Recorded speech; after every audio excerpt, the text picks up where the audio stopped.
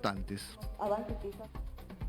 Tal como se los había comentado, seguimos analizando la situación política de nuestro país y lo hacemos con Alonso Cárdenas, politólogo que nos acompaña a esta hora de la mañana. Alonso, ¿cómo está? Bienvenido. Gracias por estar con nosotros. Tengo problemas con su audio, Alonso. ¿Estará apagado quizás? Me ayudan, por favor, compañeros, si podemos retomar el audio de Alonso Cárdenas. Lo tenemos. Alonso, volvemos contigo. ¿Cómo estás? Te decía buenos días, bienvenido. Muy buenos días y muchas gracias por la invitación. El parlamentario de Perú Libre, Vamos de Frente, Alonso Pasión Dávila, ha presentado un proyecto de reforma constitucional que plantea el adelanto de las elecciones generales. Lo hace para el año 2023 y de esa manera recorta mandato presidencial y recorta mandato congresal. Más allá de si el proyecto es bueno o malo, ¿te parece que podría poner fin a este episodio de crisis política tan crispado en el que estamos?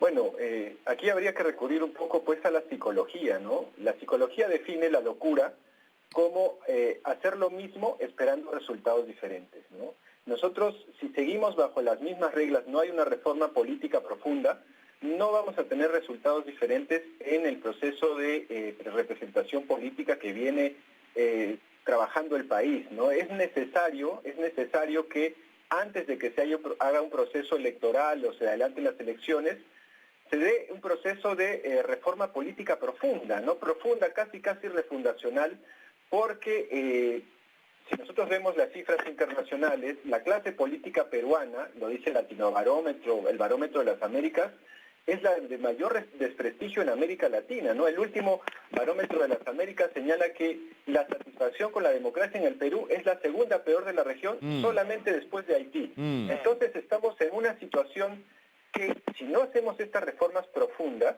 el adelanto de elecciones solamente va a cambiar los nombres de las personas, pero el sistema, el funcionamiento, el divorcio, el repudio que existe en la ciudadanía hacia su clase política no se va a modificar.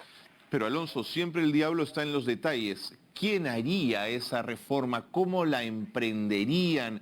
¿Qué grupos políticos esa responsabilidad? ¿Con qué cuadro se podría hacer reformas de ese tipo? Bueno, primero que nada hay que señalar que estas propuestas de reforma no están en cero, ¿eh? Ya se ha trabajado, por ejemplo, la Comisión Tuesta ya ha planteado una serie de reformas que yo considero indispensables que se deben retomar, ¿no? Por ejemplo, ¿no? Un punto para, digamos, hacer el detalle, ¿no? En el Perú la segunda vuelta de las elecciones se demora 6 semanas, ¿no? Lo que polariza en exceso, en demasía, la situación. Veamos las últimas 2 elecciones presidenciales, ¿no?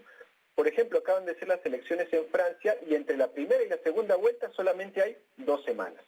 Entonces, ese adelanto de la segunda vuelta lo plantea la Comisión Tuesta y yo creo que es un elemento fundamental para ir como que moderando o refundando nuestro sistema político, que reitero es el más desprestigiado de la región. Correcto. ¿Y quién debería liderar esto? Bueno, veamos algunos ejemplos también a nivel latinoamericano, ¿no? Es necesaria la participación del sector académico, es necesaria la participación de la sociedad civil, es necesaria la participación del sector privado, de las ciudadanías históricamente discriminadas en nuestro país, ¿no?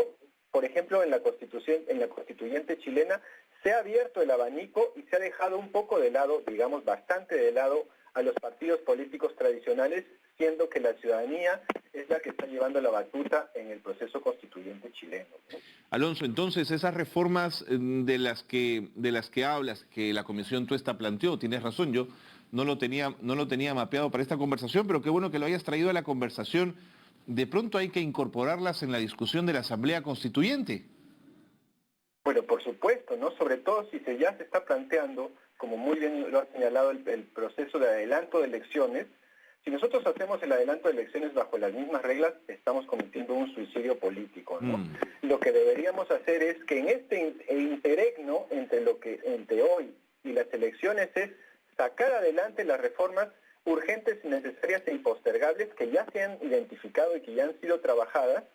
¿Y cómo lograr esto? Pues tiene que haber una mayor presencia, mayor presión de la ciudadanía, de la academia, del sector privado, de las organizaciones sociales, que deben, hacer un acto de patriotismo y empezar a empujar esto, ¿no? Porque la situación nacional e internacional está cada vez más complicada.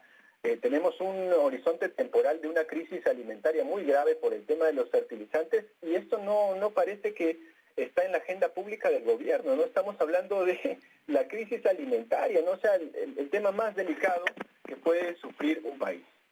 Sí, mi sensación también es que hay una suerte de situación larvada que no termina por definirse y en ese sentido, mientras la derecha en el Congreso sigue planteando una oposición férrea al Ejecutivo, tampoco muestran alternativas políticas razonables, ¿no es cierto? Tampoco siento que levanten una bandera o encabecen un movimiento diferente o alternativo. En ese sentido, de pronto les provoca mantener al presidente Castillo en una situación donde se vaya desgastando solo y donde no ocurra nada para su propio beneficio político. ¿Le cobra sentido, Alonso, una mirada como esta? Bueno, eso de la posición férrea hay que tomarlo con pinzas. Ok, ¿No? ok. He tenido tres ejemplos, ¿no? La reforma del transporte, el gobierno y el Congreso están a favor de demoler lo poco que se ha avanzado. La reforma de la educación universitaria, echarse abajo la SUNEDU, el gobierno y el Congreso están, digamos, en sintonía. Y ahora último, recordarás con este terrible caso de la niña que fue violada en Chiclayo, el gobierno y la oposición, digamos, el señor Bellido y el señor Montoya, que son, se supone, antípodas, estaban en la misma sintonía que había que salirse de la Corte Interamericana de Derechos Humanos para aplicar la pena de muerte, ¿no? Entonces, la oposición en el Congreso es más retórica que sustancial, ¿no? Porque en los temas de fondo están de acuerdo, ¿no? Le he dado tres ejemplos, pero podrían ser más, ¿no? Entonces, yo creo que es muy difícil que el Congreso, por ejemplo, vaque al presidente de la República, porque ahí se abriría una caja de Pandora donde volveríamos, digamos, a un momento argentino donde que se vayan todos y el Congreso definitivamente yo veo muy difícil que quiera recortar su mandato, ¿no? Entonces, digamos, empate catastrófico que hay entre el presidente de la República, el Poder Ejecutivo y el Congreso, se va a mantener en detrimento de los intereses de la ciudadanía que, como ya hemos señalado, el contexto nacional y el internacional está cada vez más complicado. Sí, cuando hablaba de oposición férrea también me refería, Alonso, a la cantidad de proyectos que el Ejecutivo le ha pedido al Congreso que le aprueben y ahí han quedado esperando. Un poco por ahí iba la línea, pero me meto por otro lado. Leí ayer a Mirko Lauer que me parecía en relación a la crisis económica que se nos viene, ¿no? Esta inflación creciente, la guerra en Europa, la carestía de productos que podría venirse por la ausencia de urea, ¿no es cierto? Me da la sensación que el gobierno podría sentirse acorralado. Y en este estar acorralado, intentar buscar, decía Mirko Lauer, una salida a lo Centroamérica, una medida de fuerza. ¿Qué piensas de eso, Alonso? Bueno, si estamos buscando una medida a los Centroamérica, a tipo El Salvador, ¿no? Con el presidente Bukele, ¿no? Que ha tomado, se ha enfrentado prácticamente de manera directa con las maras, ¿no? Sin ningún tipo de concesión. Yo creo que ese escenario en el Perú todavía no se da, ¿no? La situación obviamente de El Salvador es mucho más grave en temas de, por ejemplo, homicidios por millón de personas, ¿no? Ellos tienen alrededor de 120 homicidios por millón de personas, mientras que el Perú apenas tiene 10, ¿no? O sea, la situación no es comparable, pero sí podríamos ver una situación sumamente complicada en algo que es muy peruano, que es el manejo de la conflictividad social, ¿no? Hace pocos días hemos visto la represión que ha habido en las Bambas, ¿no? Que no es un tema nuevo, es un tema que ya se viene arrastrando desde el gobierno de Ollanta Humala, y en estos 15 años o que lleva el proceso de conflictividad no se ha podido resolver, ¿no? Entonces, la represión que se ve en las Bambas, recordemos que en Chalhuahuacho 9 de cada 10 ciudadanos votaron por Pedro Castillo. O sea, no es un tema menor. Sí. El bastión de Pedro Castillo es justamente alrededor de los grandes proyectos mineros, sobre todo en el sur, ¿no? Entonces, si tenemos una política de manejo de la conflictividad social que no es muy diferente a la que tenía Alan García o la que tenía Ollanta o la que tenía PPK, ¿cuál es el gobierno del cambio, no? ¿Cuál es el gobierno que dice defender los intereses del pueblo? No hay otra manera de enfrentar la conflictividad social, estas disputas que hay entre una minera y la comunidad. Solamente se puede utilizar la represión, no hay otros mecanismos, porque la conflictividad social en muchos casos es, digamos, ausencia de modernización del Estado, ¿no? El seguimiento de los acuerdos, el cumplimiento de las mesas de diálogo, ¿no? El enfoque intercultural que deben tener estas intervenciones, etcétera. Existen otros mecanismos, ¿no? Pero si volvemos a lo de siempre, pues el presidente y su gobierno están socavando la popularidad y la aceptación en su bastión, ¿no? Porque, repito, de que cada 10, 9 ciudadanos en esas zonas votaron por el señor presidente Pedro Castillo. Sobre esa tesis te propongo mirarlo desde otro lado. La pandemia nos recordó, por ejemplo, que el Perú es una sociedad fragmentada, informal, con una profunda crisis de representación política, Alonso, qué duda cabe, y que es evidente que esta crisis no la ha producido Castillo, viene de los últimos 30 años, sin duda, ¿no es cierto? Por eso te preguntaba si no percibes que en el mundo rural podría gestarse un frente, un movimiento, sectores campesinos que activamente salgan en defensa de este gobierno por el que apostaron y por el que votaron. Bueno, pero hay que ver las encuestas, ¿no? La percepción que tiene, la aprobación que tiene el presidente de la República ha perdido popularidad en estos 9 meses de una manera casi hemorrágica, ¿no? Algo que no se veía, la verdad, en otros gobiernos.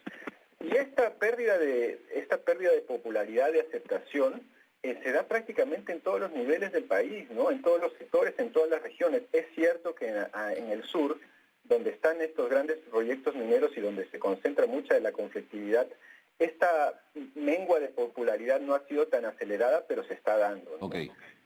¿Qué va a pasar después de este conflicto en las Bambas, ¿no? Este, como le decía, es un bastión del presidente. Y si ese bastión del presidente, la manera de resolver los conflictos es tirándoles bombas, allá hay una señora que ha perdido un ojo, ¿no? Entonces, se sigue exacerbando esta polarización que vivíamos ya desde la segunda vuelta electoral, ¿no?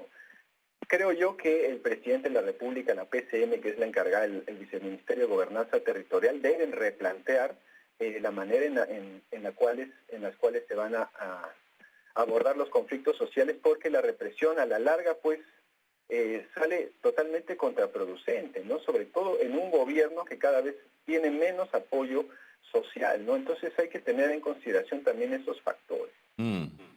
De acuerdo. Claro, ahí vamos a intentar medir cuánto de ese apoyo se queda, disminuye o aumenta en los próximos meses. Eso lo planteas bien, Alonso. Vamos a tener que ir midiéndolo. Ahora, es interesante cómo en el tema de las Bambas, ese era el proyecto minero por excelencia, Alonso. Era el proyecto que mostraba una comunidad que dialogaba con la mina, donde el Estado además era un tercero, que facilitaba procesos, ¿no es cierto? Pero de pronto cambia la propiedad del proyecto, de la mina, y se viene la tole-tole, ¿no es cierto? Presiones y tal. Yo quería preguntarte si no hay también aquí una ausencia de Estado en algún momento, y por momentos también el intento de sectores en Fuerabamba de querer, no te digo sacar partido, pero sí aprovechar un poco el río revuelto, Alonso. Bueno, efectivamente, ¿no? En las Bambas, a diferencia de otros proyectos mineros, por ejemplo, Tía María o Conga, la población estaba totalmente a favor, ¿no? Cuando la administración era de Glencore Extrata, los acuerdos se habían materializado y pues prácticamente reinaba la armonía, ¿no? Con la llegada, con el cambio de propietario hacia MMG, esos acuerdos se dejaron de lado, ¿no? Sobre todo el del mineroducto, ¿no? El mineroducto que iba a llevar el mineral hacia Matarani, ¿no? En Arequipa.